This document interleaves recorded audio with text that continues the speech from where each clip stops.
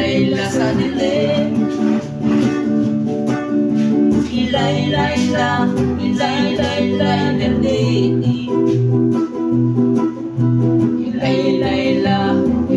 Layla sa dilim.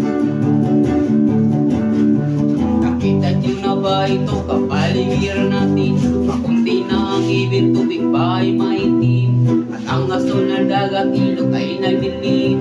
Ang sariwang hangin ay wala na rin. Ano ba ang ating dapat gawin? Bakit hindi ba natin ito bigyan ng pansin? Daing ng kabataan ay iyong tingin, kaya pasal ng kabataan ay ating isipin. Ilayla